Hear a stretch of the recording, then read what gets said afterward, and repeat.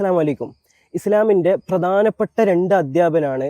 ഒന്ന് മറ്റുള്ളവൻ്റെ ഐബ് മറച്ചു വെക്കുക എന്നുള്ളത്, രണ്ടാമത്തത് മറ്റുള്ളവനെ ദ്രോഹിക്കാതിരിക്കുക എന്നുള്ളതാണ്. ഇന്ന് ആത്മഹത്യ ചെയ്ത ദീപക് എന്ന സുഹൃത്തിനോട് ഇത് രണ്ട് അപരാധം എന്ത് ചെയ്തിട്ടുണ്ട്, ആ സ്ത്രീ ചെയ്തിട്ടുണ്ട്.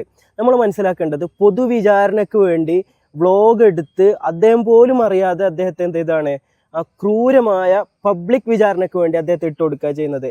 നമ്മൾ മനസ്സിലാക്കേണ്ടത്, ഒരാളെ ഐബ് നമ്മൾ മറച്ചു വെച്ചാൽ നമ്മുടെ ഐബ്, നമ്മൾ വലിയ എന്താ പറയുക, കുറ്റം ചെയ്യാത്ത വലിയ മഹാത്മാക്കളൊന്നും അല്ലല്ലോ.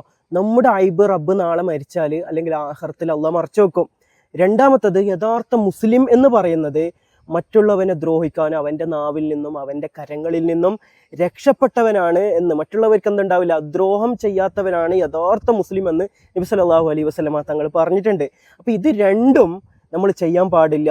നമ്മളിങ്ങനെ ചെയ്താൽ ഇന്ന് കണ്ടതുപോലെ ഒരുപാട് ആളുകളുടെ ജീവൻ അപഹരിക്കാനോ അതല്ലെങ്കിൽ അവനെ ദ്രോഹിക്കാനേ സാധ്യതയുള്ളൂ. അതുകൊണ്ടാണ് നബി സല്ലല്ലാഹു അലൈഹി വസല്ലമ തങ്ങൾ പറഞ്ഞിട്ടുള്ളത്, മദ്ലൂമിൻ്റെ പ്രാർത്ഥനയ്ക്ക് ഉത്തരമുണ്ട്, ആക്രമിക്കപ്പെട്ടവൻ്റെ പ്രാർത്ഥനയ്ക്ക് ഉത്തരമുണ്ട് എന്ന് നബി സല്ലല്ലാഹു അലൈഹി വസല്ലമ തങ്ങൾ പറഞ്ഞത്.